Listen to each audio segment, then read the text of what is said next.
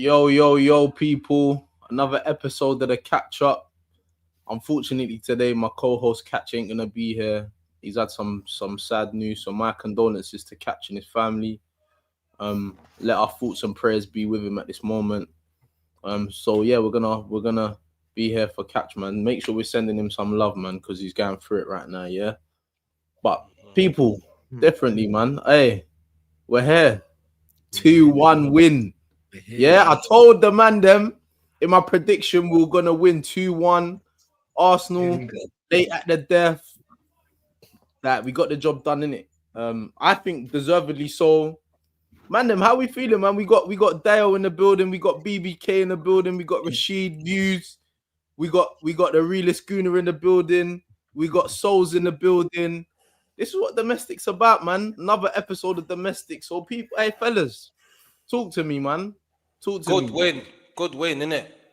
Yeah, we don't do well away at Newcastle. And we got the job done at the depth, man. Seriously, yeah. You know, I'm Mikel Arteta's biggest critic. He got That's the what I wanted lineup to right. ask you. You know, he got the lineup right today. I went live before and I said, yeah, you got the lineup right today. Do you understand? And I said, even if we don't get the win, I can't point the finger at him and say, right, you got the lineup wrong. You got it right today. He made the subs as well. When the subs come, I'm not going to lie. When I see him bringing Marino on, I was like, oh, he came on and he scored, man. Got the equaliser. Odegaard, look, he played some good passes when he came on. Odegaard was looking almost back to his best. Changed the game, but he looked proper way. And this is what I'm saying to you, like, look at SB. That's his boy, you know. That's his boy. It's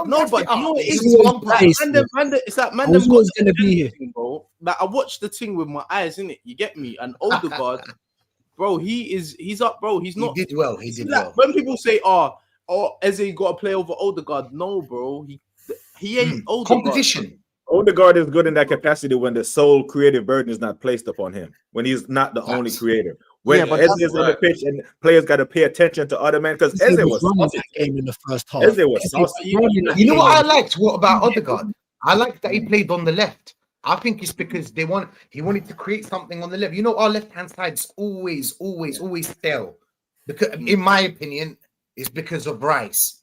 Now, a lot of people might not think like me, but I believe that our left-hand side is always stale because of Rice. Today, he put Odegaard there. You saw a little passes. You saw how Skelly went. Because Odegaard can play that. Yeah, I mean, it's because we have play a little bit of football. Definitely. I mean, we do have players that can actually change the game in certain little ways, which is the good thing about it. If one person is not doing it, bring in another person. Bringing in having an Eze and an Odegaard is great because you now have an Eze who the defenders are worried about on the left-hand side, playing central left, and then you have an Odegaard that can roam behind him.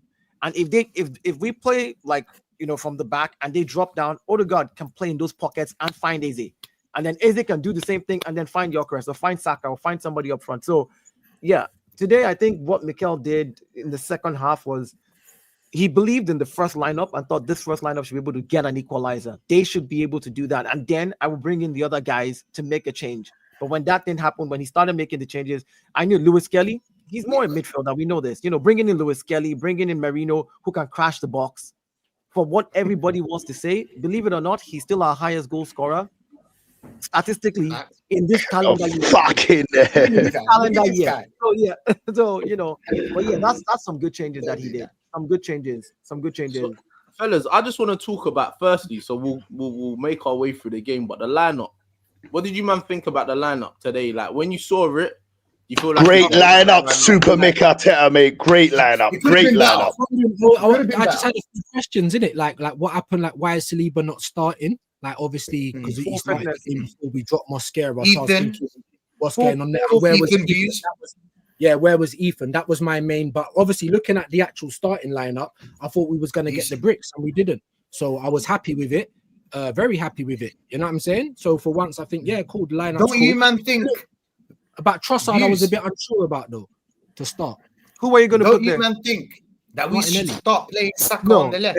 Again. Hold on, Rashid. One sec. Hold on. You just said Martinelli. How do we flip flop like this as Arsenal fans? 3 games ago, none of us wanted to see Martinelli start a game because we thought he's become a super sub. He's mad the way he injured. The last two. He's mad the way he injured. Yes or no? Listen. My point. Just the better start. My point is this. Let me finish my point. Then you can count. I'm just countering what you said. The last 2 seasons, Martinelli has been poor for us. We've all said it. We can't win the league with Martinelli starting on the left-hand side. Suddenly, we put in the Trossard, who we at least know that, okay, mature player, can do a thing or two, very technical, might not be as fast as Martinelli, but can hold his own on that side. Then you've got an Eze who's actually in that left side as well. Very creative, very technical. Maybe those 2 together can hold the whole left-hand side, right? And now you're like, oh, let's play Martinelli that just runs the touchline. Like, we flip, like, if there's injuries. Injuries. No. We don't flip flop. We don't make it sound like we flip flop. No. Injury or not, my point is, I still will not start with Martinelli in this game against the Newcastle physical midfield. Those 2 technical who would have started in this game? Ethan Manieri. Where was he? Ethan was not even. Ethan didn't make the bench as well. Exactly. Did you find out why though? Pickings, don't it? Did you find out why he had a? You don't need to find out why he wasn't there. He had a knock in training. That's why. He shouldn't be restarted regardless, bro. All this was Ethan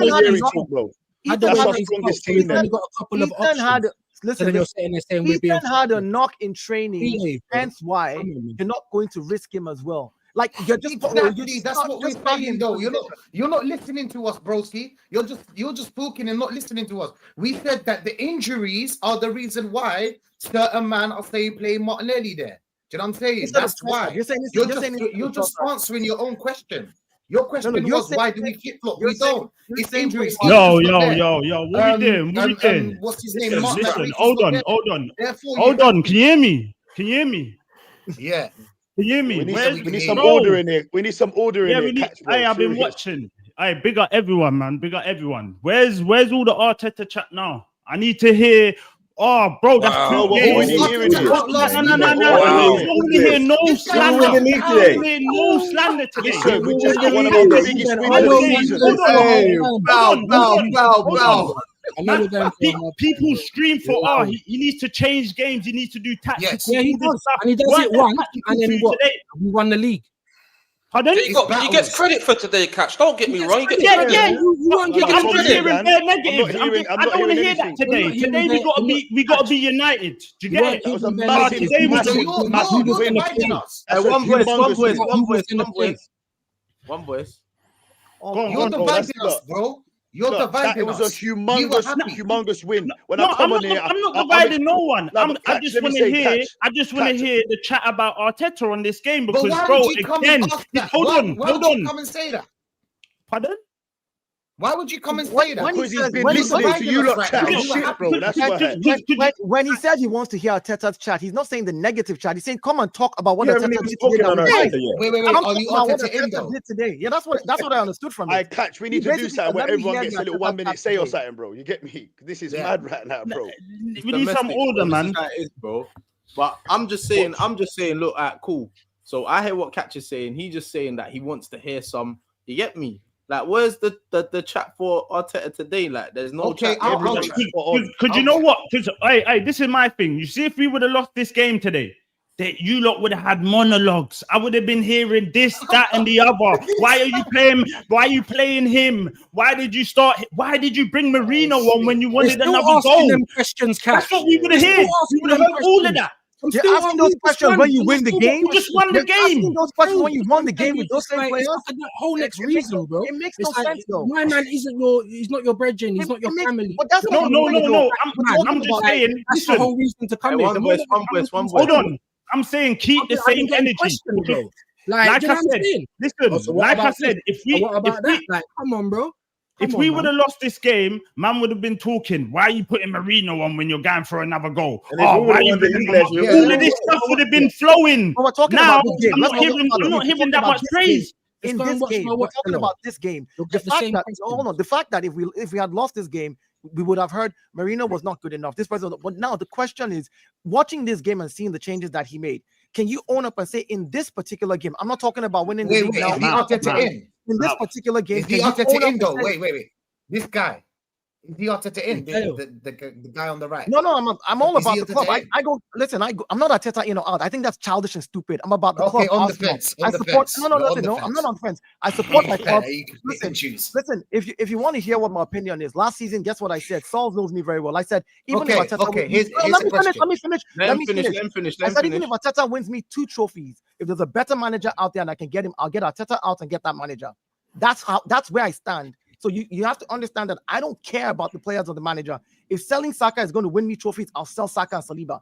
I don't care about all of that. What I genuinely care about is we go into a game like this that we haven't won 4 in the last 6 at St. James's Park, and we make changes in that game, and the game state changes, and we turn it around and win. I will give kudos to the players, to the manager for turning it around. I'm not going to sit here and still try to slander them or chat shit about it. That's what I don't do. There's a big difference. If we lost the game, and then I'll call the manager out again. Your changes could have made a difference, but we were not good enough. But the fact that you were able to turn it around and find a way to turn it around in the last minute, I noticed something today. We scored the first goal as Marino was celebrating. Rice was telling him, let's go back to the half. Get the ball. Because of us. No. Because of us, not because of you lot. It's not because because of of you. us.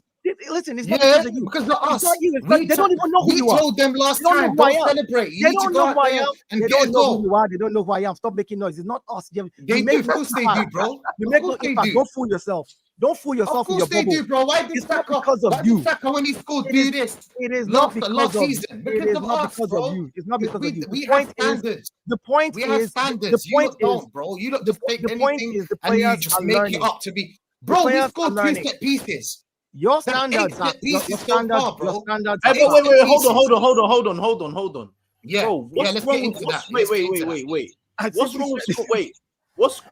with scoring set pieces? I'm confused. I'll tell you why it's wrong. It's because we faced the same problem that we had last season. We are unable to open a low block. Unable. We couldn't open a low block today.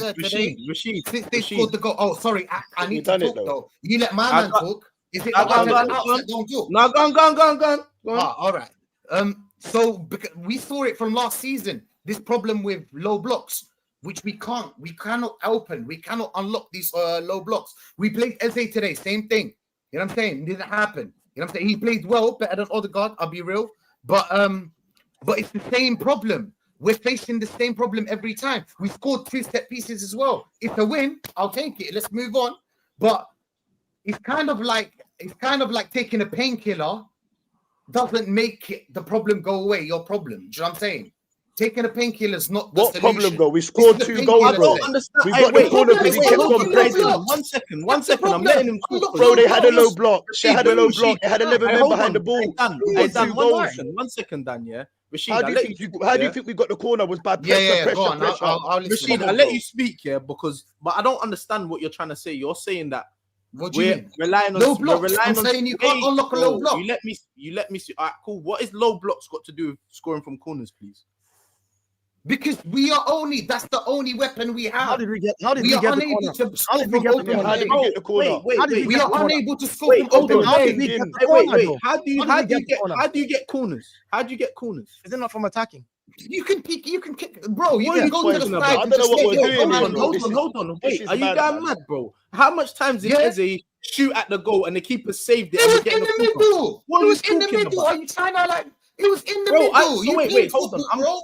I'm confused. Wait, you're saying that us having corners means that we can't break down low blocks. How do you get? It depends how you get the corners, but yeah. How did we get all our corners today? How did we get all our corners today? How did we get all our corners today? How did we get our corners today? The only thing I can say on that, Rash, quick question, is that we did open them up a few times from loads of times. We struck the woodwork. 100%. We opened them up was Trossard. Nick, what Trossard was the one that we opened them up. Bro, we was far the superior team. What about Timber? Timber was on smoke. The Timber one was Gabriel, give him the captaincy. Are you talking about what about the Timber move? Was that not open play? He saved 2 amazing things. Wait, hold on. Hey, wait. I just want questions for Rashid. I need questions for Rashid. Did he do a pass? Eze had 2 shots at goal that Tim Pope saved. Yeah, the Nick one Pope was saved, in the yeah. middle. Was One that came from a set piece. Just answer my question. Were these from open play? Was that from open play? No, they weren't from open play. What? One was them. One of them. I'll tell you what happened. One of them was a stupid cross that went nowhere, went back to Eze, and Eze had the shot. That was the first one. What is that from? Is that a set piece or is that open play? It's stupid crossing, bro. It was going to no one. So crossing, bro, are you guys mad? No Do you think everything now is the problem? We shouldn't cross. We should dribble through. But you know what I mean, bro. Dribble from the defense to the midfield. Know what I mean? Like what are you talking about? You're not opening them up, bro. We haven't done What are you saying? Wait, I got questions for him. This is the weirdest. You're talking about opening people up. How can you open up a team that does not want to be opened up? Do you want to know how to open up a team? What City? What City? Not this season, I mean. Season when they used to win leagues. What City? What City? That's how you open up a team. Bro, did you watch? Yes. Cool. So wait. Did you watch the game today, yeah? Was Arsenal not attacking today? No? Or am I attacking what? Just meaningless crosses. So if there's no... cool. So what you're saying that you want man to play the ball down the middle, even though there's no space in the middle. That's what you're saying. You're supposed to have talent to open them up. This is what I'm saying to you, bro. You're talking like this because you haven't played football before. Bro, you have to stretch teams this way. I know football. Bro, you have to stretch teams this way. Well, you haven't played, Rashid, listen. You have to stretch teams this way to make space to go this way. But how are you gonna play? Listen, SB. Today, Arteta got the lineup right. He put the lineup that everyone wanted. Eze in the middle, and then he brings on Marino, who gets the equalizer. That is great substitutions. He's done it against City with Martinelli. So Arteta has got it. What set piece, Marino? It wasn't a set piece. It was a great cross. It wasn't a set piece. It was a set piece. Whatever it was, bro. It was an amazing cross. It was an amazing cross from Declan Rice, and it was an amazing header. The same way they scored their goal. Hold on. The same way they scored their goal. Yeah, that's how we feel. When but bro, I ain't even speaking. So I'm speaking now. Yeah, you're speaking now. We just scored 2 goals. We just scored 2 goals in the last 10 minutes and one at St James's Park and got a 2-1 win. And you got people here talking about this and that and rare. Bro, that was a massive win. We're 2 points behind Liverpool now. That was a humongous win. It was a humongous win, and Arteta's tactics were spot on. We took it to them, and his substitutions come on and got the equalizer. That was an amazing display. They all fighted for that shirt. Declan Rice was everywhere on that pitch. Gabriel, warrior. Give him the captaincy. What a fucking player. You know how many attacking players we had on the pitch? He threw the whole kitchen sink. Odegaard, Martinelli, Saka, Gyökeres, Marino was playing up top. We had about 6 attackers on. We had 6 attackers on away, and we had 6 attackers on, bro. Yeah? You know what I'm saying? Fair enough. You have to give credit. Listen. I said after Man City that he got the lineup wrong. Now we have to be saying he got the lineup right. Not when Yeri should have been playing. Who said that he even got it wrong? He's not listening to listen. It's the same as Dyer was talking about the Martinelli thing. How many players do we have available that could play on the wing in this game?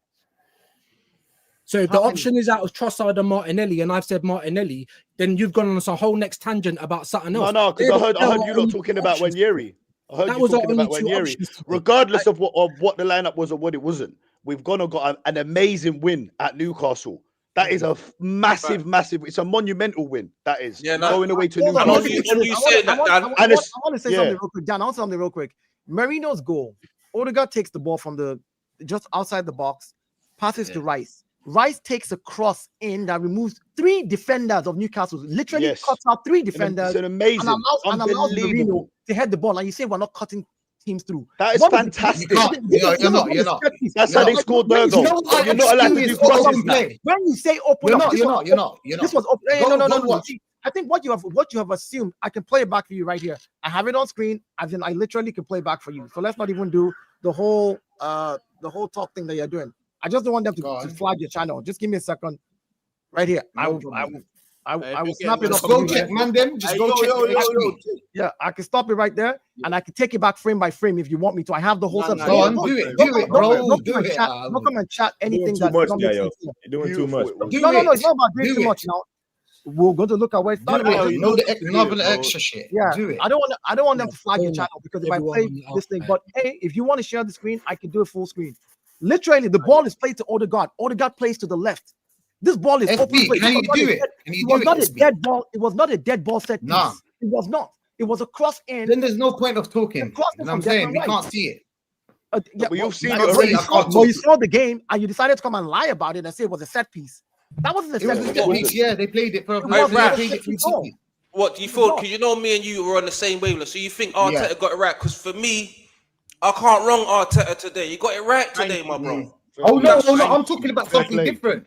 We're Hey, wait, hold on. I want to hear. We're going on I about- need to I want to hear Dan. Dan Let- say this yeah, because same. Listen, this listen. is See, something that before I the ain't heard game, before. before the game, me I ain't and heard Dan this went before. live, and I said, "I'm not gonna say nothing until we I'm- get this I'm a lineup difference- out." See, when hey, the listen. lineup came out, I said, "Okay, Arteta." When Arteta does things right, I give the man credit. Yeah, that doesn't change the fact I don't believe he's gonna get us over. And I don't change the fact today he got it right.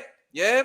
He then brought on the right substitutions because they turned out to be the right substitution. See when Marino, I see him coming on. Of course, I was being negative. Why is he bringing on Marino for? Of course, he pops up and gets the goal. We've seen him do this before, innit? And I've said it before. That's the only place I want to see Marino. I don't want to see him nowhere in the starting lineup. You bring him on to get yourself a goal. That's it. He's not a midfielder. He's a makeshift attacking striker. That's what he is. And he done his job. Do you understand? So today, I've got nothing to say. I'm positive. We got the 3 points. We're 2 points behind Liverpool onto West was Ham next positive, week. bro. That's what we're doing. And we That's got got West me Ham at mad. home, and they got Chelsea, yeah, away. So I this can't time lie- next I week we can't could be lie top of to the you, league, yeah. mate. Yeah. I can't lie to you. Like, obviously, there was a lot of chat after last game with City, yeah, about how cautious we've been playing, which is true. But I can't lie to Well, you. nothing cautious From today, minute bro. 1 to minute 90, bro, we were on the front foot. There was a little spell throughout the game where Yeah, second half, we you weren't know, looking like the a same. little, SB, a little I don't bit. think. It wasn't the same. It wasn't the same. There was a little spell where We were Newcastle still had on a the front spell, foot. It wasn't the which exact which same front. which is expected at St James Park. You're always gonna have a spell and have to face a spell against Newcastle. However, bro, we got through that spell and then we found another gear and we went again. Do you get what I'm saying? These are all things that question marks that we've had about our And team. you know what? I Do you get said what it I'm in the saying? chat as So, well. I feel like Arsenal have answered a lot of questions. Do you get me? Arteta has been questioned about the lineup. He got that right today. The performance about us playing with the handbrake on, I feel like he got that right again today. I feel like, can Arsenal be resilient? Bro, we were resilient. We almost got a penalty awarded against us. We had one ruled out. We had, bro, bare things. Like, we were resilient today, bro. Like, I feel like we've answered a lot of questions. A lot of people yesterday, I'm hearing them saying, before Liverpool's played, we're going to be 8 points out and we're out of the title race. And this, bro, now it's 2. And this is why I'm saying to us, as a fan base, we need to have balance, bro. It can't just be like, bro, we're too reactionary. Do you get it? We need to have some more balance, bro. Like you gotta be in a bit today. Exactly. Can I say something real quick? As good as the first half was, this was the balance. It was actually a 55-45%, and even the shots on target. dead And in all the of that, second half. It was no. dead. Even all of that, right? Yeah, there was quite a big difference between what we did, but we only created 0.5 in the second half, where we actually all thought we looked a little worse. Is where we actually picked up more. In that second half, we actually created Our expected goals. Our XG was 2. We had 11 shots. 0.4. We had 11 shots. We had 64% of the ball. We had 3 more So I shots. don't know where you're getting these Yeah. stats from, bro. 9 crosses. Some dodgy In the stats, second- bro. You get me? In the second half, we literally actually amped it up. It just didn't look good because Newcastle were defending very well. Let's be honest.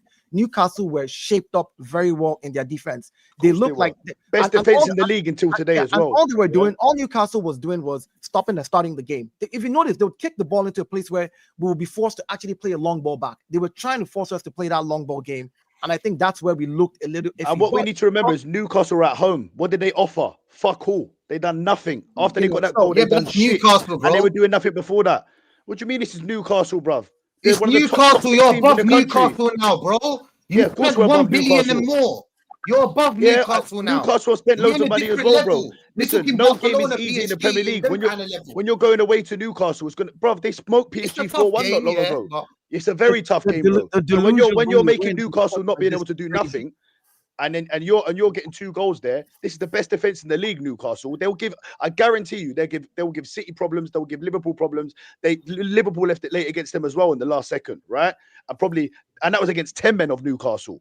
You know what I'm saying? This is the Premier League, bruv. This is a massive, massive 3 points. Yeah, and no if you game can't is see easy. that, No game is easy in the Premier League. This is not like the Spanish league where Barcelona and Real Madrid dominate everybody. Exactly. And Atletico. This is not the German league where Bayern City dominated. Like where Man Bayern City dominated. So let's One not do second, this. one second. Hold that this thought, is a league that is hard. 1 second. Hold that thought. Listen, I big up troops on the raid, man. Every time, man. Big love. Everyone who's forward in here. Make sure we slap the likes, yeah. Make sure we run up them comments, yeah. People, make sure we're putting everyone here on the panel. Make sure we're putting their links in the chat. Make sure we're supporting them, subscribing to the man, them, yeah. Because this is proper love. Troops love for that, man. Appreciate you. But yeah, people, Dial, go on. What are you saying now? Yeah, I was basically saying that this league is not easy. Again, people just and then people throw this thing around. You spent $1 billion. We spent $1 billion over 6 years. You make it sound like we spent and $1 billion. Also, can I just say on that, the 300 million of that has been spent this season, yeah? Dan, hold on. Yeah, I'm coming. Like literally, we spent 700 million in the last 5 years. That's averagely 180 something million or 200 million plus taxes every year. So let's not make it seem like Arsenal is a big, massive spending club. Do you know how much Klopp won with that money? Finish.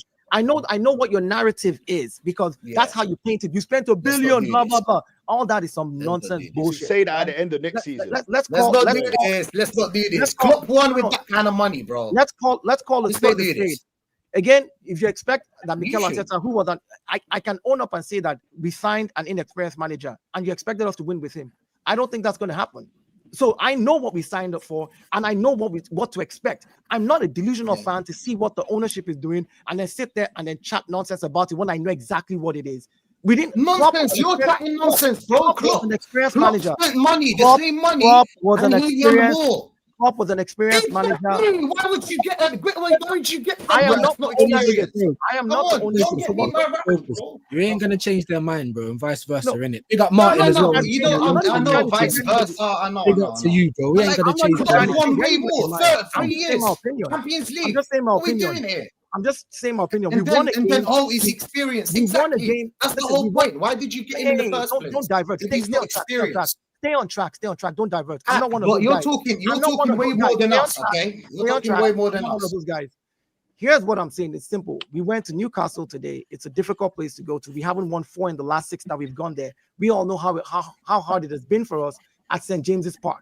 We were able, in the last minute, to pull back a winner and get 3 points, to be 2 points behind Liverpool, knowing that it's fine margins and it's how crazy this league is this season, where teams like the Bournemouth and the Crystal Palaces are stopping the Liverpools, and you want to live in a delusional world where like we should have gone there and smacked them down. We didn't show No, we showed mental capacity today. We showed that we're going to be in the game. In this one game, I'm not saying it carries on for the rest of the season. Hear me out and listen to understand, not just to respond. Pick up Jordan Brand.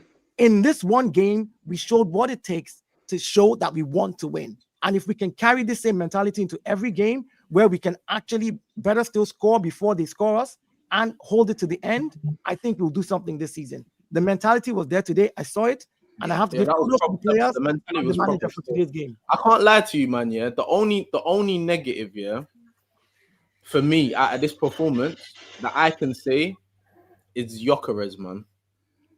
I'm not going to Timberlands on. Like I feel like he worked his bollocks off, though. I have to say, though. For me, Gyökeres is a bully boy, innit?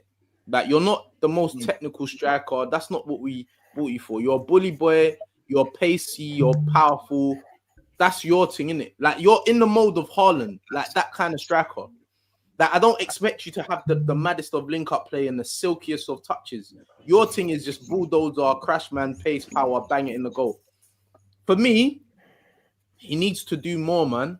Like if you're gonna be that guy, bro, I shouldn't be seeing you getting dashed on the floor all the time and people weighting you and like things like, bro, you need to do more, bro. Like you have to do more. For me, that's the only negative for me.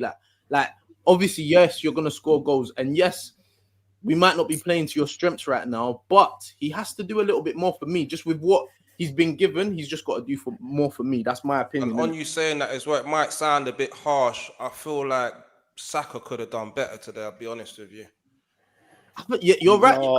Dan, do you know what? Saka doesn't look like his usual self yet. He doesn't, and I'm only giving him leeway because he's just come back from injury, but yeah. Don't you think that was one of Gyökeres' better performances? Because he actually got like, I thought that as well. He got like way more touches than he normally does. I mean, it's hard up 100%. front against Newcastle solo, but he was getting ragdolled by like 3 guys there. So, and he actually got a few good layoffs and stuff. He was getting scratched in his face as well. Did you see that from Lascalas? Fucking First hell, off, bro. I thought he was really good. I'm probably going to disagree with everyone, like, because normally the ball's bouncing off of him like a wall. I get it, because like you said, SB, he's not the most technical player. It's not really his game to have constantly back to goal and players. I get that. But I swear to God, today I was even saying it on my watch along. It's documented. So the praise, and there was lots of it, because as well. Let me just make this clear: not one of us have come in here and even said Arteta got it wrong today, or it wasn't a good performance, or it wasn't. I just said, you asked me about the lineup. I said I was happy with it, but there was a few questions like why Saliba's on the bench and things like that. Yeah, that was it. Right. First half, I thought we was amazing. Gyökeres as well. Controlling the ball well, giving it off to to linking up play. I thought he was amazing. Second half, he dropped off again. You know what I'm saying? So there's plenty of good things. You know what I'm saying? And I just want to make that clear. When I'm talking about the lineup, it's like, because there's questions in it. What happened? Why is Ethan not in the squad? And Dayo's right. We don't know why. But then that only leaves us with Dalman, Trossard, and Martinelli. Do I think Dalman was ready for this game today? No, it's a very physical team. I wouldn't have really wanted to see Dalman in that today. No, he wouldn't have. No chance. Ethan, I thought was ready. How do you feel about Zubimendi, you man, in this game? Because wait, hold on. Martin wanted to say something. Martin, go ahead. Firstly, like, big up all the Gooners guys. I don't know half of you from being on streams, but I'm Martin. I'm just like I'm an Aussie that's watched Arsenal for a long time and suffered through all that. But I want to say that, first of all, big up the boys. I wasn't expecting us to come back. Everyone knows that feeling of being a goal down in Newcastle. It's just like you're on death row waiting to get your last meal, basically. But the way we turned it's a good way to describe it, bro. Super powerful. I know it was like headers and stuff, but that header from Marino was like a piece of art, the way that thing came in off the post. And then to follow it up with Gabriel, I'm already like screaming about a handball for Gooners, and the ball's already in the net. And I'm like, okay, we did it, boys. But like, I've noticed that we're most of the time we're so concerned about whether Arteta did exactly the right thing that we like completely lose focus of what the objective is here. And I know everyone has very strong opinions on the guy, but we're coming up against a fan base in Liverpool who are the most united fan base you will ever find. Right. They will never question each other. They're not in the middle of the game going like, I don't know, maybe we should have subbed that guy like 20. They're just like, come on, like let's go like crazy. So the more we fight ourselves about this stuff, the easier it gets for Liverpool to just walk away with this title. And they've fumbled now, and everyone's gone from saying that the PL's over to yesterday. I heard Drifty saying that if Arsenal beat Newcastle, he thinks we're favourites to win. So there's like, it's not much there in the mentality thing. Like, I feel like if we just like all agree that at the end of the season we can have our fight about the manager, but between now and then, we've almost just got to like say, hey, this is our best chance of winning a trophy in the last 15 whatever years, and the more we fight each other, the harder that gets. Facts. Souls, I just want to ask a game like this last season we lose. A game like this last 100%. season, 100% we lose. 100%. Last season we lose. I'm just happy to see that we have a bit more mental stability now. Like, just go in there and don't bloody give up till the last second. If we're in that situation again at some point this season, which we will be, this is going to give them so much confidence that we can do it. We can go away to one of the top teams, be 1-0 down, and turn it around. It's huge for the dressing room. Liverpool will feel deflated. We're over the moon. They play Chelsea next. We play West Ham at home. I'm telling you now, like I said to Dan on our last live, he was saying, if Liverpool win, which they'll beat Palace, and we'll probably lose 8 points. Well, it ain't, because they lost and we won. It's 2 points now. Things change very quickly in football. Very, very quickly. And listen, we have got a massive chance of winning this Premier League title. Facts. Big up to everyone who's just joined. Big up Shane on the raid as well. Big up Shane. Big love, man. Thank you. I appreciate you. Everyone who's joining, make sure we have manners. Make sure we're wiping our feet on the way in. Make sure you explain to me how the raids work. Do they come into the show or not? They're they're in there now, isn't it? So yeah, man. Big up everyone who's in there. Yeah. Big up everyone who's in there. Make sure we liking the video. Make sure we're subbing to everyone on the panel. Mods, keep putting the links into the chat. Big up all the man them who's in there, yeah. But Souls, I wanna forward to you because we ain't really heard too much from you today. I've got a question for you because I've got my thoughts on it about Eze. Now I feel like Eze had a good performance today. What did you make? What did you make of that performance in that midfield? Yeah, I think look, the way that people are talking as if Arteta got everything wrong here. Doesn't matter whether we score from set pieces and all of this sort of stuff. Because Eze, if you want to talk about opening up low blocks, Eze was doing that consistently in the first half. You know, the amount of opportunities he got the first time he shot and everything of that sort of nature is opening up a low block. So I don't know where this myth has come from today. We couldn't break them or we couldn't do anything. Pope just had brilliant saves. It happens. Alisson yesterday. Crystal Palace could have beaten Liverpool about 7-8-0 in the first half if it wasn't for Alisson.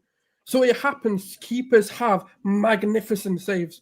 And that's what was happening. Eze, first time, just absolutely rocketing it. And Pope got there.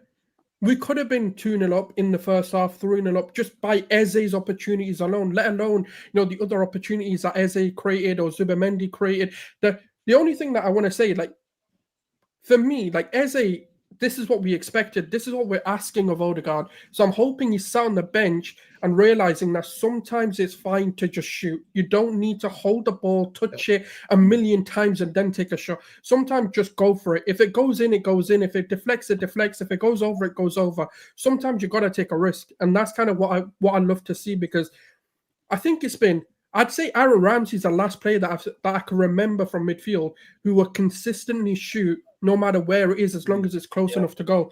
And the only thing I'll say about Eze is that he looks like he's got more time than he does a few times there in Newcastle. Like he almost doesn't feel that urgency. I know he's a very cool, calm, collected player, but he can get his pocket picked by just falling asleep. The only thing for me though, fellas, is just that I feel like because that midfield area is so congested, he just doesn't get enough touches on the ball for me. Like, he's a player that you want on the ball all the time. Yeah, but if you can we notice, get him on the ball as much as possible? If you and notice, because that midfield is so congested, it's just really difficult to get him on the ball. No. This is the game. You want him on the ball as little as possible. This is the kind of game where you want him to just pop up and sneak up like he did, because I actually felt like he could have got his goal today. Obviously, it didn't fall for him. It didn't happen. Like, the opportunities would, like, he obviously great saves and stuff like that. But these are the kinds of games where you sometimes need to tend to just be a bit of a shadow and just pop up when needed, because otherwise what happens is you draw too many players to him. And what you want is, and it's similar to why Moreno, when he came on, he managed to score the goal, is because people weren't attracted to him. They didn't see him as the pivotal threat. And sometimes that's what you need for your other players. Drawing the cross, they probably would have, but his movement was brilliant. And that cross is one of the best crosses I've ever seen. But if Marino, let's say, for example, if Marino had like 5-6 of those before he scored, or even 3-4 of them, where they were very close to going in, what happens? They start defending him. They start focusing on him. But whereas when he had his first opportunity on a cross, I'm not saying they didn't try and defend him. The movement wasn't there. But what happens is, people sleep on it because thinking, Moreno's had a stinker, because these things do play in players' minds, like form, how scary they are, like these sort of aura. Like, I know people hate the word aura in football, but aura does exist. Now, Gyökeres, for example, first few games, he probably did have that aura, but then it dwindled because people are like, actually, he's not really doing much. And that's why they're not as afraid of him and giving him the space to run in behind, because number one, he doesn't actually have the pace that everyone's spoken about. I've actually not seen a moment where he's blitzing players. Even today, he had an opportunity to blitz a player, but he didn't. He was too slow. Bro, the one-on-one where he had and he tried to chop man. In Portugal, he's gone. Yeah, he's too slow for me. Bro, get your shot off, bro. You're running in mud. Do you know what I'm saying? I just feel like before we move on, what's everyone's thoughts on Odegaard coming on and kind of changing the game? I'm going to be real. The Odegaard hate has been pass nasty. To Lewis Skelly, that was opening up. They got opened up like a tin of beans when Odegaard spun that ball in and Skelly got onto it. And if Skelly does a better pass, that's an open goal. Martinelli and Gyökeres were both waiting. So that was Odegaard got the opened up. Corner, right? The thing, the only problem with Odegaard is we know he's got this in his locker. We know he can do those sort of passes, the reverse disguise passes. The problem is his consistency at the moment in the last sort of, let's say, 12 to 18 months has been his biggest concern. But I say this season, when he has played, he's looked phenomenal. Whether that's Eze coming in, whether that's a bit of a stretch. No, he's looked great, phenomenal, my friend. He's looked great, man. He's looked great when he's come on. Every time, Odegaard's played in every game he's played. For me, he's looking I want to put that to Rash though. That pass that Odegaard did, he opened them up like a can of tin of beans, bro. Yeah, That tin of pass, beans. and Yeah, I then- get it. Hurts like the third time. Yeah. Yeah, And but then let me talk about it. Let me Skelly's- talk about it. If Skelly gets the right crossing, that's a goal. So that was them getting opened Facts. up, and I think, and we got Facts. a corner from it in the end, right? So that's how sometimes you are. First you of are- all, you where are- did it you are happen? opening teams Yeah, up. bro. The thing My is, question to Odegaard, you: come on. where did it Hold happen? on. Let me hear. Wait, let me hear BBK because he ain't really Happened chimed in on outside it. the 18-yard box. Big up BBK, man. I watch his stuff as well, man. yeah, big up, man. No, so the thing is, we all just talked about how great Eze in tight spaces and all this and all that, and we all love Eze. So why do we pretend like Arteta starting him was a difficult decision to make? It's an easy decision to make. So we were talking about the lineup. Like, you start Eze and you give Newcastle 90 minutes of that, and we probably win the game. I predicted a 2-1 win, by the way. And we're talking about Odegaard. This is when Odegaard is useful, when the creative burden is not solely on his shoulders. When Eze is on the pitch and he can do those disguised passes, because we've seen him do that many times. But when you rely solely on him to do that, he crumbles. So in this capacity, he is useful. You know what I'm But saying? you guys not a bit worried now that Odegaard's back, that Eze is now going to get pushed to the left again? Do you know what though? Let me put this to the panel. Let me put this to the panel That's here. a Would great you problem like to to have, see? though, Would you lot like to see Declan Rice as the 6, yeah, right, and then Odegaard and Eze as the 2 number 8? Did you not see how the game changed when that happened? Did you not see how the game changed when that happened? No. Don't get ahead of yourself just because you're seeing it today for 30 minutes. It won't always work. I'm In just certain, asking the panel. situations, I don't mind it. But what you then do is you do lose things in your midfield and it can be bypassed really quickly. And that's the only concern I have. Yes, like for a super sub throwing the sink at it, all of that sort of stuff. Brilliant. It's a great plan B to have, but I would never start it. Just one more thing quickly before Martin said something earlier about the Liverpool fan base being divided, being united, and the Liverpool fan, they're united because they win. That's why they're united. If them men were doing content between, they also went closer. They also went closer a lot of times, though, didn't they? If they were doing content, if YouTube was a thing when them men were on their 30-year Premier League drought, they would be just as toxic and divided as everybody else. They're united because they win. Well, I don't know. You don't see it. The Liverpool fans, I knew when there was no YouTube at the time, even when they were not winning, even when they were getting close to City, losing by 1 point. Those Liverpool fans that I know back then, when there was no YouTube, were united. They would hang. Look, there's a Liverpool bar right here where they show the Liverpool game where I live. Same thing. There's an Arsenal bar. I know. I'm saying, like, every time I go there, like, even when they were not winning back then, because I have Liverpool friends. Every year they say, like, oh, we're gonna beat you guys. We're gonna win. We're gonna beat City. We're gonna beat. This was back then. These guys still never, like, they didn't shit on Klopp.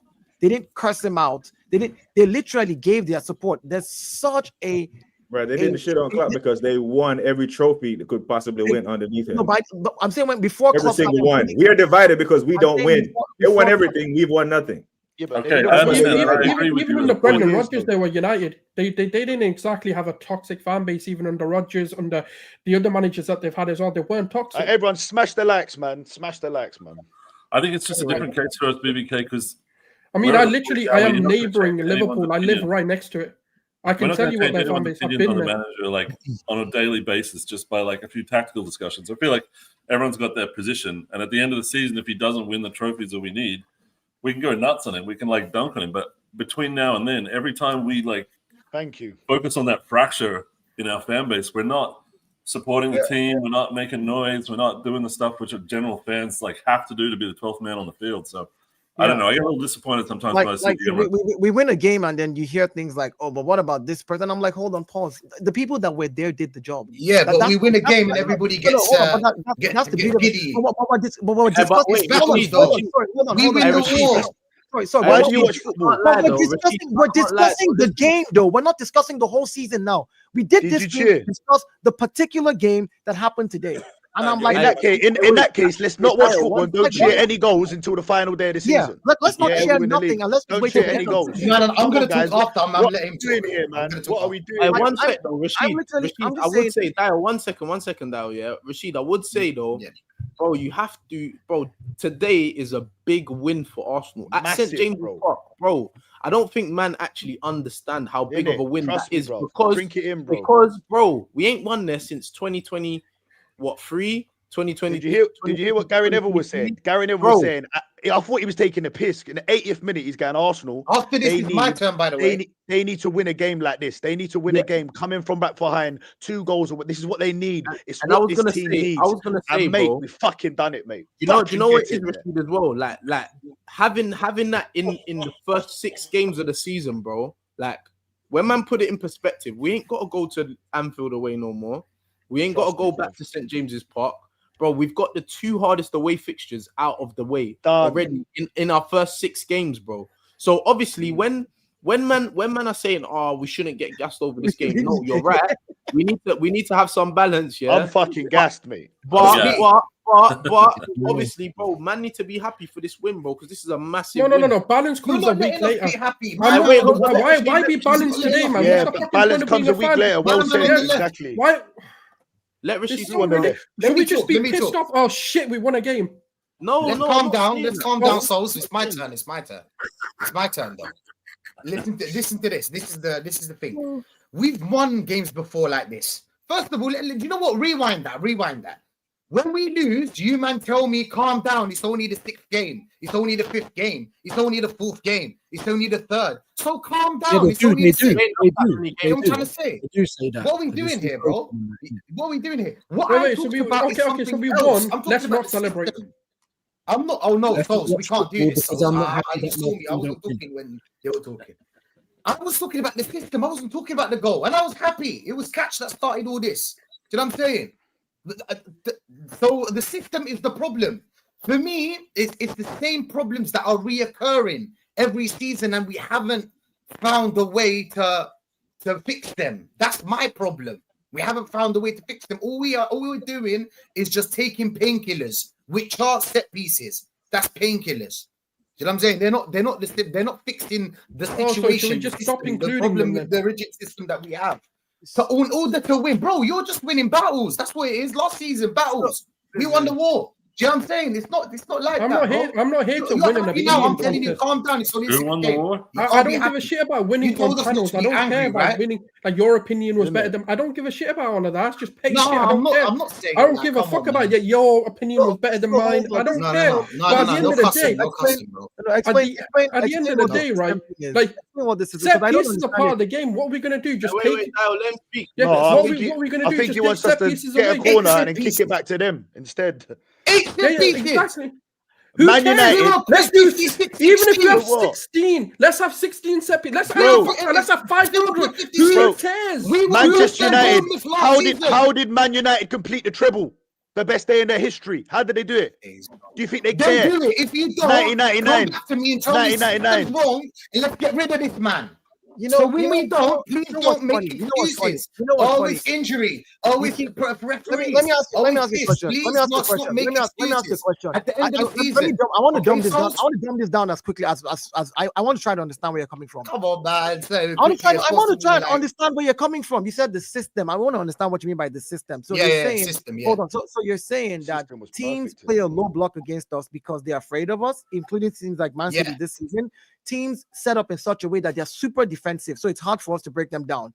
Then we try a different method. We win a set piece because we're attacking. That's why we won the set piece. We didn't win a set piece because they made a mistake. It's not because their defender mistakenly shanked the ball off the goalkeeper's head and it went to corner and we got a corner. No, it's because we were attacking. No. That's not what happened today, though. I have the stats. That's not what happened today. It was because we were attacking and they defended. And in that defense, which is a low block that they've played, we've won a set piece. Then we've decided, okay, if we're not going to be able to cut you open because you're playing a low block, do you know what we can do, bro? We can score from other ways. Set pieces are part of the game. When we play only ways, stop saying other ways. Say only way, only way. You can't tell me what to say because again, the stupidity of what you're saying is that when we played Athletic Club, we're being told how to think, how to view the game. We're being told lots of stuff. We've been told that. It's the only way. We've been told that. So when we got knocked out by them, if you win a game, the system is the problem. Hold on, if you win a game with the system is the problem. You win a game with the system, it's a problem. You win a game with the system, it's a problem. Like, what are you saying? Like, listen to what you're saying. You cannot rely on set pieces. This is what I'm saying. I'm not saying that this win is not big. No one's relying on the problem is with the system is the problem. Do you know what I'm saying? The system is the problem. We are only winning through set pieces. So might as well sack this manager, bring in the set piece coach, put him there, and let's play football. Come on, bro. What we doing here? That's not going to Let's happen. go You from know set what? pieces. I've ever heard. Wait, I want to know. Are you What am I hearing, man? Are you being real or are you bantering? Sideways. Rashid, Come can on, I, you're can I, bantering or can you I ask being you a for real? question? Honestly, Rashid, can I ask you a question? That is So mad. you're saying this year, what's the solution to this? You tell me. he doesn't have one. I More guarantee. creative players. Hey, hey, whoa. Smack. He doesn't have one. I guarantee you. Now, whoa. Creative players. That's the solution. More creative players in that midfield. I do not want to see Rice as a number 8. I want to see like today. See how Odegaard played that number 8? Played that little pass? Why? Creative player. Stay with me now. Creative player. That's what it is. If you play more creative players in that midfield or through the wings or starting in that attack, you will get more chances. Therefore, you will score goals. Do you get me? Now the problem is that we don't have that creativity. And this man knows, SB. This man was talking about it last season, a last press conference. You know what I'm saying? Last press conference he was talking about creativity was the problem. You remember? He was talking about low blocks, mid blocks. We had a problem dealing with it. It is because of the creativity, which we don't have in this team. You saw what happened today because of Odegaard. That something happened. So you're saying it's not the system. Right? It's not. I'm sorry. So you're saying it's the personnel. Then it's not the system. Now you can either adjust to a certain system and play Rice in some kind of like number 6 or something, or play Zubimendi there. If you have to play those two, might as well play Zubimendi in that number 8, bro. You saw the pass. You saw that little pass to Timber. That's creativity. Do you know what I'm saying? The thing is that we have a certain system with the build-up. The slow build-up ain't working for us. Do you know what I'm saying? We don't have the creativity to find those Didn't make like 5 chances. You know what I'm saying? We don't break lines. There was certain players that used to do that. We can't break lines. You get me? I'm totally creativity in the midfield. He said it's the creativity, and then today he talked about how we saw what Odegaard did because he's a creative player, and we had Eze. That was one. I'm talking about the one chance. I'm trying to understand. I'm saying this is what you said. I'm quoting what you said. Whether you one chance or 2 chances, whatever it is, I'm basically quoting what you said. And then in the same breath, earlier in the stream, you said we only scored from set pieces. So we had these creative players and still only scored from set pieces. It is an example, my bro. It is an example. Listen, if your solution is creative players, then you're actually fighting against your own argument because we had creative players on the pitch and you claim we only scored 3 set pieces. Yeah, right? Exactly. But wait for it. They're not good enough. We need more. We need more. We need better than them. That's what it is. Creative players. You said creative players. We need better than them. So if they're not doing the job, we need better than them. My point is like we have to play certain players. I've got to shoot now, yeah. Create chances. Bless up, yeah. Panel, big up everyone, man. If they're not doing their United. job, Come on, Arsenal. It's the fault of these players. You get me? They're not good enough, maybe. You get me? But the point is like. You need to play more creative players. That's what it is. Don't you think that's a bit naive at St. James Park? Creative players. Hey, love. Yeah, big up, man. Make sure we go and show Gooners Therapy some love over there, man. Every day, man. Love, man. Big up. Big up, bro. Come on. But yeah, Martin, go on. What was you saying? Sorry. I just think that I can hear that argument, but St. James's Park is like a place where creative players go to get completely trampled by Joe Linton and his bunch of thugs. So you have to win the ball back, and then you have to do something creative with it. It's hard to find that balance, but sure, I can hear it. We're not just talking about this game, by the way. No, but he's making it about this game. I understand why. Yeah, because it's today's game we're talking about. We're talking about everything now, bro. I'm not going to talk about next week's it's game. Been a season and a half. I don't know. I don't know what the lineup lineup is for next week, so I'm not going to talk about next week's game or last week's game. I can talk about it. It's been a season, my bro. We've been playing this game football. I'm not talking about last season. Last season we didn't win shit. I'm talking about what we're doing presently. Today we played a game and we found a way to win. This same team last week when we played played Manchester City, I was telling SB up there earlier. I said I can understand why he started the midfield. He started against Man City because we thought Man City would attack, but then Man City went and started in a low block. And immediately we changed in the second half and brought in players. We saw that we controlled the game more, even though all we got was a point. It was annoying to watch, but it would have been stupid.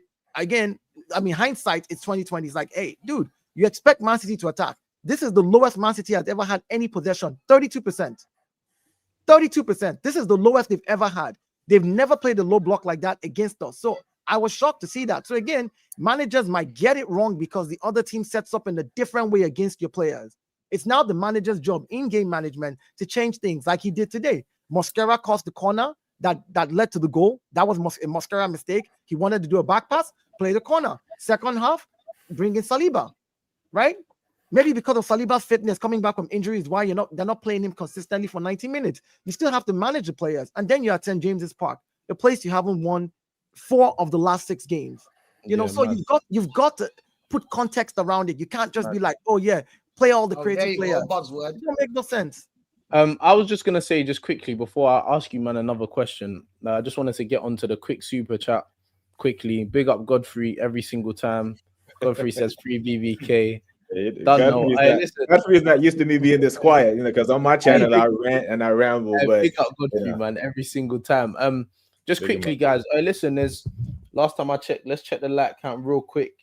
We got 111 likes. There's 223 people in there. Guys, quickly, man. Let's run this up, man. The likes are a bit smelly. Let's try to get up to 170, 175 on a nice day. We just got 3 points. I know there's a lot of Arsenal fans in there. Let's run that up real quick, man. Listen, and it's not just something that YouTubers say just for fashion. If you like the video, it pushes up into a different algorithm. It lets YouTube know that people are liking the content, and it pushes us into a different audience. You get me? So people, make sure that we're helping the man them. If you're liking this content, just press a little like, man. Helps the man them out a lot. But on that topic, free BBK, yeah, I just want to forward to you first. What did you make about the referee today, man? Because I can't lie, like there was some very, very dodgy decisions today. Like I don't know what was going on today. I think it was going to be a rough game. Either way, there's a little bit of history between these two teams over the past 2 or 3 years, but I disagree with people who say that wasn't a pen. Dayo quoted the rule book earlier, but I do believe that is a pen just because the goalkeeper touches the ball first. That he clatters through you and wipes you out. I've seen those given many times, so many times. I've seen those given against us. Robert Sanchez got a red card for it last week. Right. Yeah. Bad touch, first touch, ball changes direction, whatever. Your follow through anywhere else on the pitch. And goalkeepers just seem to get a different level of protection that I don't really like. They're already the most protected. They wear gloves. They can jump and use their hands, and all of a sudden you touch them in the box. All of a sudden it's a foul. I don't like that. Other than that call, I don't think he was too bad. I think Gabriel needed to do better. That he probably should have booked Gabriel for diving on that damn goal. Yep, Gabriel. That was redemption story. Terrible defending. It was. But yeah, I don't think other than that penalty decision, which I get it, splits opinion. I'm of the opinion that was a pen, but I don't think. I'm going to give Gabriel a pass because he's got PTSD from when Joe Linton climbed him like a ladder.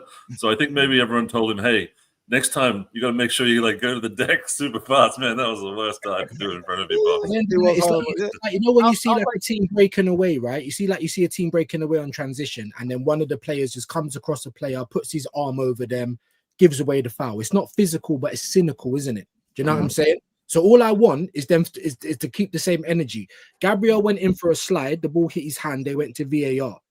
Same sort of thing happened. The ball hit off Bruno Guimaraes. Now I'm not sitting there saying that should have been a penalty. I'm just saying, where's the same energy? Do you know what I mean? Because that's what I thought today. Now I thought it was a penalty, but other than the penalty, we had enough chances to win that game in the first half. Like I was really impressed with the performance. Yeah, so I wasn't using that as an excuse. But the referee, he didn't have the same energy, man. We a couple of things we got away with, but more. I think he was more kind of leaning on their side, man. I agree. I agree with you. I agree with you, views, because there were some calls that he was letting go for them, and then he's pulling us up on them. Like there wasn't much consistency. Like if the game's gonna be a physical game, and you're gonna let things go, then let it go for both teams, both ways. But he's pulling us up. Like there was one time where I think Saka got fouled. He didn't give it. Then Timber's come and tackled Gordon, and he's given a foul on Timber. And I'm like, bro, it's the same thing. It's exactly the same. It's like they're trolling us because this Andrew Gillette guy, he's an ex-A-League referee from Australia, right? And before he became a referee in the PGMOL, he had to disclose that he was a Liverpool fan. So, like, we just end up with these, like, conspiracy thoughts in our head from the kickoff. Like, how are we supposed to get, like, fair refereeing if they're, like, got Liverpool? And he's done 4 out of our 6 games, like, either VAR or on ref. So, I don't want to see him. You know how they can get better referees, Martin? Hire foreign referees. That the foreign managers are the best managers, the foreign players are the best managers. Why not get foreign refs? Because what the FA has done, they've limited their talent pool just to English referees. Like, if you can't get one damn manager to win the English Premier League, why do you think you have the best refs if you can't get any good managers? Most of the I'm sorry for swearing, but most of the players in the Prem are foreign. So the only requirement should be they speak enough English to communicate with the players. And that's and you can tell that you can tell that by when you look at the World Cup. How many English referees make it to the World Cup? Yeah, very few. Like just simply thinking about like how many English referees do you see in the World Cup? Like so that whole like essence of they might even need to be able to speak English. I don't think that even should be a criteria. Do you know the rules of football? I know the rules as a referee. They have to communicate with the players. Yeah, you know the rules. Yeah, I agree with you on the communicating. I'm just saying, like, well, at the very bare minimum, these guys are professionals. They know the rules. You know the rules. You know when you put in a cynical tackle, you know what to expect from the referee, right? You know when you do something crazy, you know what to expect. Referee knows what to deal out. You know. No. When the game is heated, and you need to call the captains over to talk to them. You need to be able to communicate. Definitely. No, I agree with you. And most of them do speak English because it's the official language of FIFA. Most of the refs do. So just not even fluent, just enough to get your point across. But I do think the FA is doing themselves a huge disservice. On that one though, BBK, the only thing is like the tolerance level in this country is a lot different to some foreign like leagues. You get what I mean? So like, yeah, I hear it, but then things that might get let go in England will be fouls in Spain. Like, do you get what I'm saying to you? So then there's like the different tolerance in how games are being officiated. Like it's now just gonna all blur into just one of the same. What we're saying is, if you hire foreign referees, they look at the FA rule book and they go by the rule book of what the fouls are. They're not just going to try and ref it like where they're coming from. We're talking about being professional. Like a lot of English referees, you can't blame them because they're born there. They have a team they support already. They're in that system. You can't remove them from the game. I guarantee you there are referees that are Arsenal fans. They might not come out and say it, and they probably. I know. I'm name one. I don't like. I'm saying I get no. Maybe not. Well. No, maybe not. Maybe not in the record. Maybe not in the Premier League, but in the Championship somewhere. I'm saying like them. I'm just talking about even though you're a referee, you do have teams you support. You know what I'm saying? And if you get the chance emotionally to do something to support that team, I just think it's a which is why foreign referees who genuinely are just like, it's a job, it's a salary, it's money. I'm moving to England. I don't care about the two teams. I know the rules, and I'm just going to judge by the rules. I think that would be the best. Yeah, I hear you. I hear you guys. I just want to ask you, like, any ref's going to be bullied into doing whatever decisions they want there anyway, right? Like the way the crowd is, you don't want to be that ref that's like going against the crowd, and we've seen that a lot in the Premier League. But sorry, SP. Yeah, I just want to ask you, fellas. Like, obviously, we got Olympiacos on at home on Wednesday. That's another game that's coming up. But our next few Premier League fixtures, like that's something that I was worried about, was the first 5-6 games. Obviously on paper they're proper difficult fixtures, but now looking at the next like 5 or 6 games, we got some favorable fixtures before we get to the North London derby. What are your thoughts on that? Because we got West Ham at home, we got Fulham away. We then go to Palace. We got Palace at home. We then go to Burnley away, and then we've got Sunderland away before we play Tottenham at home. Out of those next 6 games, like, do you think that like now this looks like a favorable run of games where we can say, do you know what, we're looking at like 5 wins out of 5, or is it, there's a couple banana skins in there because we do have Palace at home. West Ham is a banana skin with new manager Bounce. Fulham is a banana skin as well. Fulham is a banana skin as well. West Ham, new manager Bounce. It's Nuno. They just brought in Nuno. They just got Gyoka as the flat track bully for these teams. But I wanted to ask you guys, what did you guys predict for our points that we would get out of the first 6 games? Now that we've completed them, I said I guess like 15 out of the first 18 points or something, but we're only at 13. I said 13. I predicted 15 from the first 5, and we got 12. Okay. I mean, I predicted 12 from the first 15, and we got 10. So we fell 2 points short of what I thought we would get. I didn't predict anything. Obviously, when I saw the fixtures, I was like, raw. Like we got some hard fixtures to start. But then at the same time, when people were coming to tell me to be more confident, or why am I saying this, that, and the other? Because we never lose against the big six and all that. And I'm saying, well, cool. If that's the case, then next season it won't be an issue. You know what I mean? And to be honest, like, you know, Man City game aside, you know, like I said, I'll never understand that with the Liverpool, but yeah, I didn't predict it. I just thought, look, if we're everything that people say we are, and we don't lose against these big teams no more, then we shouldn't really have too much to fear. That's the way I saw it. Do you know what I mean? And I think we've done okay. Today was a massive game, must win, absolutely. But yeah, I didn't really predict. Do you know what I'm more happy of? Like, you know how you're saying that we've done okay, yeah? I feel like that's an honest statement, because I still feel like we still got another couple gears to go. Like, I still feel like we're not, like, we haven't played like. But I'd probably say this is probably the best performance that I've seen over 90 minutes for me as an Arsenal fan. Probably, I don't think there's. I'm not going to count the leads at home, because I thought first half an hour, then like we weren't that good, and they're not the greatest team. I feel like this for me in totality has probably been our best performance over the 90-minute spell. And I feel like we still got a lot more to go. So, like, obviously, looking at West Ham at home, like, I feel like that's a game that we have to win. Fulham away, I feel like, you know, it's a tough place to go. But again, I feel like we're going to start seeing us kick into gear now. We're getting some of our players back.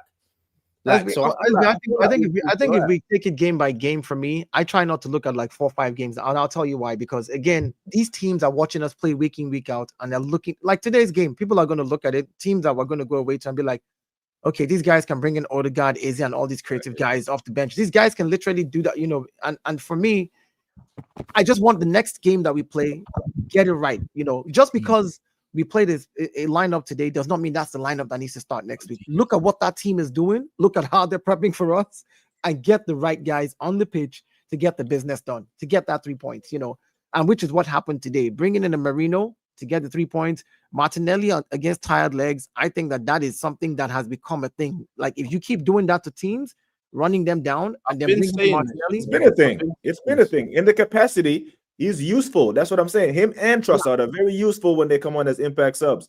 But we see many times again, Trossard gets rewarded for starts in his impact subs. And I'm like, no, let him cook in that capacity that he is good in. He's really good at that. I think, and again, we've built a team now that can like play 4, 5, 6 different ways when we need to. And that's why I feel really confident coming up against the supposedly easier teams, because before we'd go, oh, hey, there's an easy team coming up, easy 5-0, you know, we're going to be cooking. But it never turns out that way, because maybe we've got to like try and counterattack more than usual or whatever. So I feel like there's enough ingredients there now, if everyone's fit, to play whatever way we have to play to defeat anyone that's in front of us. And this win today is so big for us, because if we didn't win this, I'm not confident going into any of those other games that we've got the right belief, the right mentality to like get us over the line on any of those. So we need to take this result and just multiply it by 33 more games, whatever it is, and just I can't lie. Because we have to remember, this was the same Newcastle team, 10 men that shook Liverpool. They ragged them around. That was a ragdoll. Like 10 men Newcastle that literally gave Liverpool a run for their money. So they're not an easy game to go there and literally turn the game around, you know, in like less than 10 minutes. It's like wrestling with a boa constrictor. They like drag you down to the ground, man, and they choke you out slowly. It's hard. Joel Linton, you know what? As much as I don't like that guy, I respect the brute force he brings to that midfield. He will bully you. First minute. He will bully you. The first minute, that was deliberate. That was deliberate. That wasn't an accident. No, that was That was a deliberate thing. That was a deliberate thing to set the tone for the game. He was basically you know, you're not having no easy game today. He was telling Saka, he was like, listen, this is what you're getting today. And that was clear. He went for the star boy to show the rest of the team, hey, and I can come for any one of y'all. So don't assume that Saka is the only one getting it. And that's crazy. Like, Newcastle is a place that I wouldn't like to. What did I say when I came in? I said my blood pressure, right? That was the first thing I mean when I said my blood pressure, because Newcastle.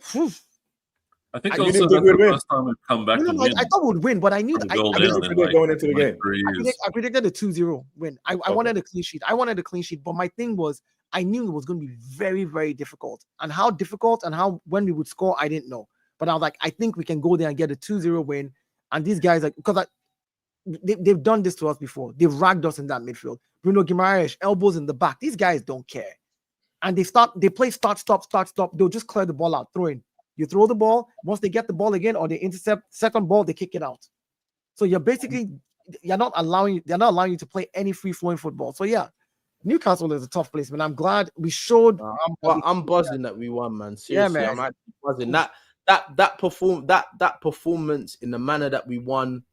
Can I just ask how everyone thought about the second half? Because obviously I was doing the watch along, and obviously some of the other people that have come and gone now were saying, we dominated and this, that, and the other. I kind of thought that they were kind of in the ascendancy a little bit for stages in that 100% views. But again, this is St. James's Park. You're always gonna face a spell at St. James's Park. Yeah. Like that's what I'm trying to make is, did everyone feel confident that we was gonna get something out of that game? In the second half, yeah. I did, because once you weather the storm, if you can get through that period where they got your back to the wall pause and they're trying to go for the jugular. Once you can get through that storm, and now we've brought on quality from the bench. I always knew, because they do tire out. That's one thing that you've seen with Newcastle, especially against teams that keep the ball. Barcelona did it to them. Liverpool did it to them as well. You can see that they give everything for 80 minutes, maybe 75 minutes, and they blow a little bit of a gasket. And they concede late goals. Do you get what I mean? So I always had a feeling that if we could get that first one, I was watching the game with my son. I said, son, we're going to win. There's another game here. We're going to win. There's another goal here. We're going to win. And he's like, nah, Dad, I can't see it. And I was like, no, trust me. We're going to win. I was like, trust me, we're going to win. So I respect that because I was watching it. And when we got the equalizer, I'm like, I didn't even see where that had come from. I'm not even going to lie to you. One thing gave me hope that we would score a second goal. Honestly, because I predicted a 2-0 and I wanted us to win. But the thing that gave me hope was when Mikel Merino was celebrating with Declan Rice, and Declan Rice said, cut it, go to the center half, let's go. Let's go. Like when he did that, I was like, yes, these guys learned his little thing, innit? They're learning. Again, this is what I want from my team. If you mess shit up like you did last time, the next time I see you, show me that you've learned from the mistake so I can trust you more. So that way I don't have to worry about that for me. And again, when the goal went in, guess what? Saliba ran into the net, picked up the ball. Merino was the only one celebrating. Saliba went, picked up the ball and was dashing back. And I was like, yes, let's that. At that point, I said, we're scoring again. In answer to your question, Vance, I would say that it was interesting that Arteta waited to do his subs after Eddie Howe did his subs. You know how Eddie, I think it was 64, 65 minutes. It's getting late, but you could tell that we didn't want to make subs until we knew what they were going to do. And then they went through 20 minutes of just pure time wasting, kicking it long, holding the throws forever. It didn't feel like dominance for us, but it didn't feel like they were had us under any pressure. But once Odegaard came on, I think 80th minute, it felt like for me we were starting to build that Liverpool inevitability about scoring a goal. I didn't know about 2 goals, but that's what we've got to get that belief in us, and the team has to have that belief in them that as the game goes on, it's just more and more likely we're just gonna. Do you know what that I feel like that comes from? Yeah, I feel like that comes from as well. I feel like this is the thing that frustrates me about Arsenal fans sometimes. Yeah, it's just that we feel like because we got quality, we have to win the game in the 60th minute, or because we've dominated the first half, we got to win 3-0. Games don't always go like that. You're gonna have teams where you face stubborn teams, and we might have to wear them down until Liverpool do it every week until the 85th minute, 80th minute. You see how many goals are scored, statistically, in the last 10 minutes of the game because teams are tired, bro. Once you've gone from side to side to side to side to side, and you're defending against that, every minute you've got to move side. You got to keep moving. It takes 1 second for you to just not move, switch off, and then that gap's open. Now, do you know what I'm saying? It's not easy to do that. So when people are saying it's boring, Arsenal just playing side to side, bro, moving teams from side to side to side makes them tired. So when it gets to the 70th minute or the 80th minute, and now you're talking about Martinelli coming on off the bench, and we got quality off the bench, it's a game changer now. Do you get what I'm saying? I hear it. I think people mock that finishers idea, but It's fact. It's a game of chess over a certain amount of time, right? Honestly, I hear it. Views. It's not the most entertaining, but bro, if it gets the job done, it gets the job done, bro. Views. Which would you prefer? I know you prefer entertainment and the trophy. We've gone through years. Would you prefer this boring football and the Premier League at the end of the season, or entertaining? I've seen this. When you think of Arsenal, Dio, hold on. When you think of Arsenal, Dio, what do you think of? Do you think of long throws and crosses? I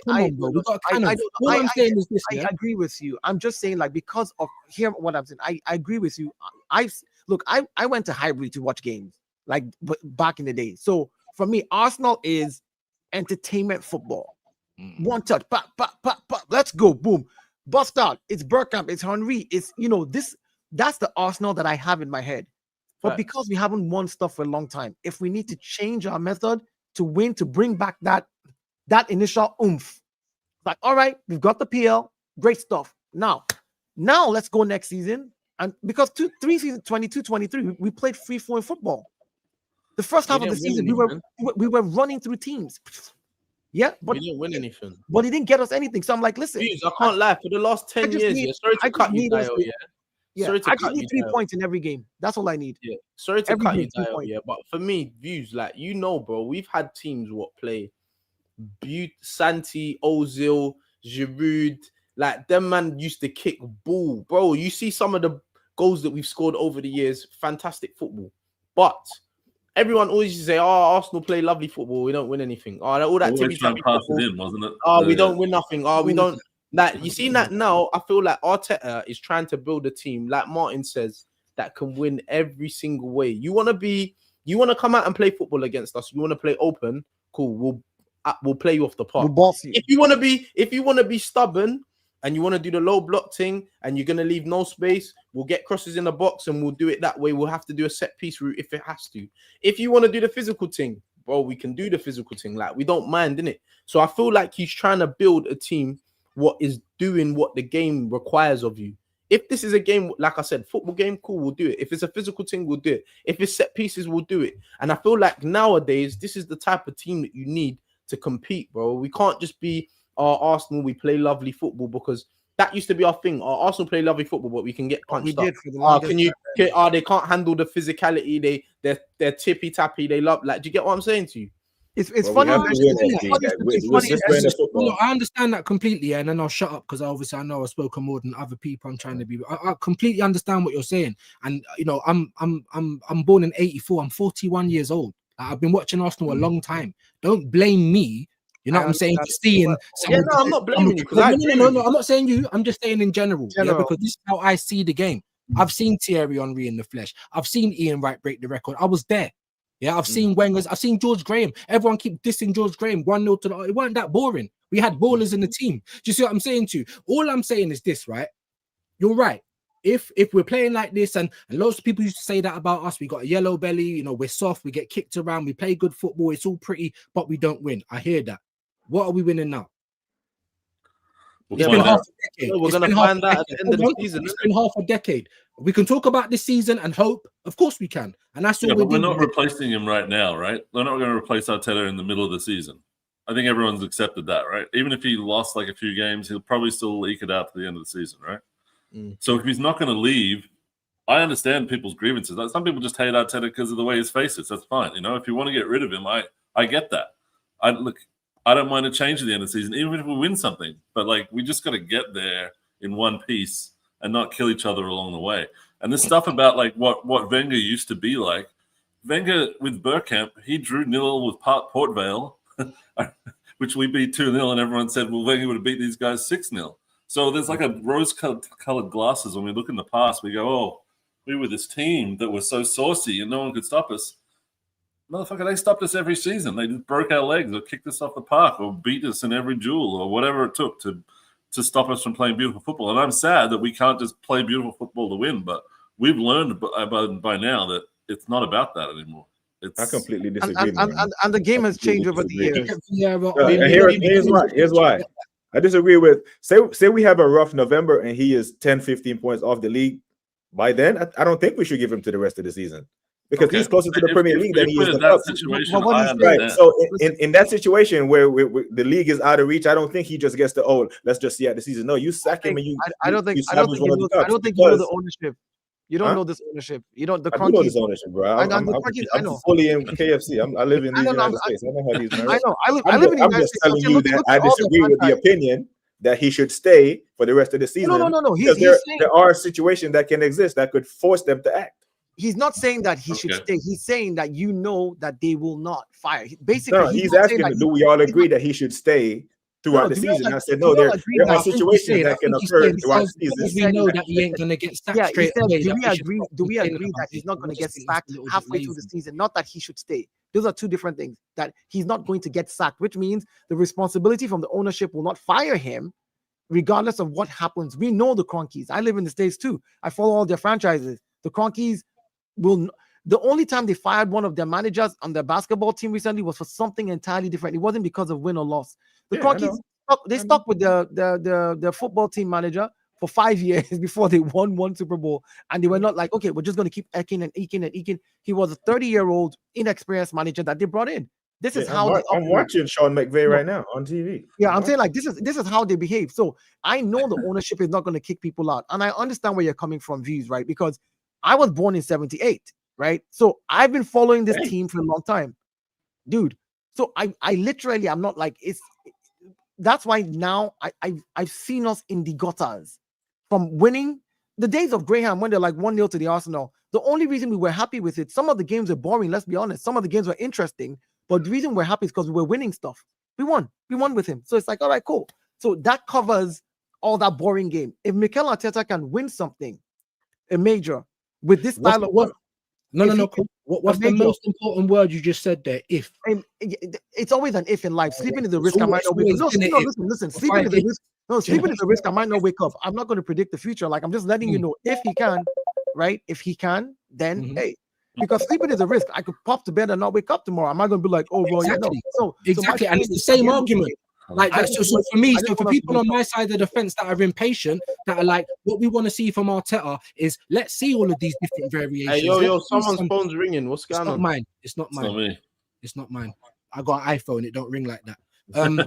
Yeah. So I'm just saying, for everything that you guys say, and I agree with a lot of your points. And if you actually do watch my content a lot, you'll hear a lot of good things that I have to say as well. I really just try and say it as honestly how it is. But you know what it is? It's just about preference, isn't it? It's just about preference at the end of the day. With him and any other institution in football, yeah, to go and get someone's cone man and give them all that money, all that time, all that support. Now, I was with him at the beginning. I thought this guy's inexperienced, but I'm liking how he's carrying himself. I'm liking some of the things. But now when the pressure's become on him and we're not seeing him be fluid, we're kind of looking at him like a little bit like because up until today, let's be honest, we're all still questioning whether.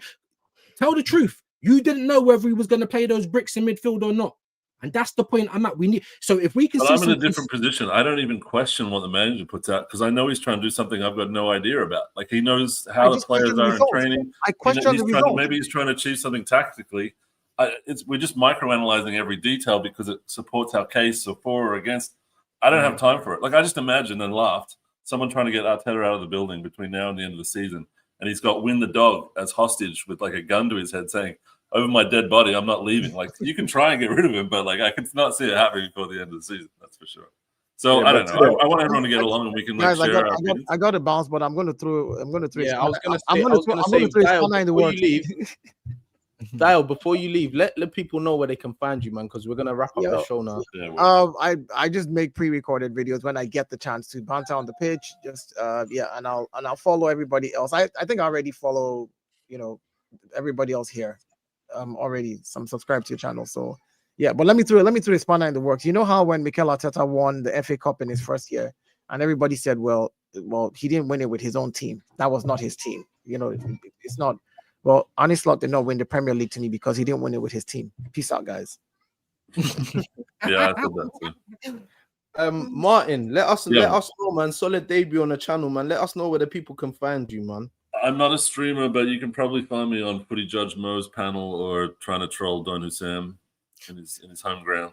These Liverpool fans get it too easy, man. And because Arsenal fans are too busy fighting, They're not out there bantering the other teams like they should. So, you know, I'm trying to carry that flag. No, I hear you, man. I hear you. Big you up, man. Every single time. Thank you for forwarding. Thanks, Views. Let them know where they can find you, Views, man. If they want to find me in it, Views on Sport. You know already. We got 2 channels. We got Views as well, yeah, because we're out here doing the most work. But yeah, Views on Sport. Every day there's something. Every day we're live. Come on, find Big me. up, Views. Big up, Views, man. Hey, BBK. Let the people them know where they can find you, man. Yeah, man, it's at BBK Sports, and yeah, if you want some positive negativity, you can come check out some of that. Now, Martin, Martin, there's a reason why, as an Arsenal fan, I don't give it to any other man, because we're not winning. But when we start winning, believe I will be unbearable. So, you know, we just have to start doing this. This is the reason why I don't even wear the kits on stream, because I don't want to celebrate this team until we start winning again. You know what I'm saying? But when that day comes, myself today. We will be there. But yeah, Gabriel, man of the match for me. He redeemed himself after that mistake. Yeah, who was your man of the match? Timber for me. Timber for me. Timber for me. Timber, yeah. Yeah. Martin, who would you say your man of the match was? Probably from effort, probably just Rice. I think that he didn't really do anything wrong, and he was there when we needed him, chasing stuff down. But yeah, it was kind of all over the place today. Everyone kind of had good and bad things about him. I had, bro, there was some good performances today, man. I thought Timber was outstanding. Timber was outstanding, actually. Yeah, I thought Zubamendi had a really good game as well. I like Jokeres as well today. I did. I was going to say Jokeres too, but I know, but I did. Timber should have scored that header. Timber should have scored that header, that link-up play with Eze and Zubamendi. That's a great save, though. Great save. But I'll probably say Timber still. Yeah, Timber was quality, man. But yeah, people, listen. We're going to send you over to Big Six Bants, my brother Mont's over there. Listen, people, you know how it sets. When we send you over somewhere, make sure we're showing them love. Everyone here, their links in the description, Views, BBK, make sure we go and show them some love as well. Like, listen, you know, when we go and raid someone's channel, you know how it is. Orange is in the chat. We need to make sure it looks like orange juice. I want people to know that, thinking like, bro, what's going on here? Like, it needs to look like a flood of oranges. You know the concentration's high over here. You get me? So it needs to look like oranges. Before we leave, man of the match today, I'm probably gonna say Jordan Brown. You know, Jordan, you've been active today. I see you, my boy, man. So yeah, big up Jordan, man of the match for me today. But yeah, people, listen, concentrate raid over there. Make sure we show Big Six Bants some love. Show the man them some love. And this is another one we're out, man. Shout out Catch too, man. Big up Catch every single time, man. I thought some prayers go out with Catch. Listen, people, make sure we show him some love as well that way, man. But people, listen, flood that chat. I'm gonna be over there. I'm gonna be looking. It needs to look like oranges. He needs to think like, what's going on here? It needs to look like orange juice over there. You get me? So yeah, people, love.